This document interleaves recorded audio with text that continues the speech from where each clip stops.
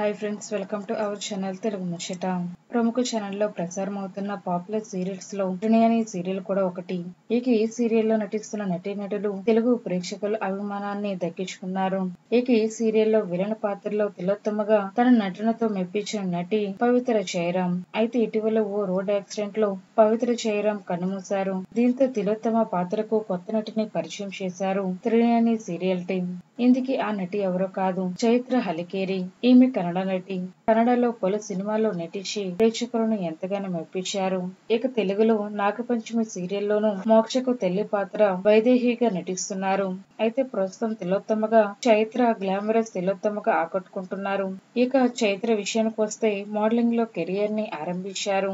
ఇక ఆ తర్వాత కన్నడలో స్టార్ స్థాయికి చేరుకున్నారు.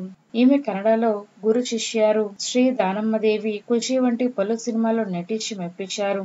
ఇక కన్నడలో ఓ ఫేమస్ వంట షోలో కూడా హోస్ట్ చేశారు. ఇక బాలాజీ పోతరాజ్ అని వ్యాపారవేత్తని 2006లో పెళ్లి చేసుకున్నారు. ఇక ఈ దంపతులకు 2 సంతానం. ఇక చైత్రకి ఒక సోదరి కూడా ఉన్నారు. ఆమె పేరు నిఖిల.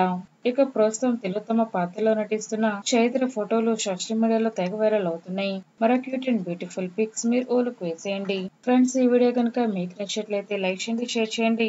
మరిన్ని తాజా లేటెస్ట్ అప్డేట్స్ కోసం తెలుగు ముచ్చట ఛానల్ ని సబ్స్క్రైబ్ చేసుకోండి.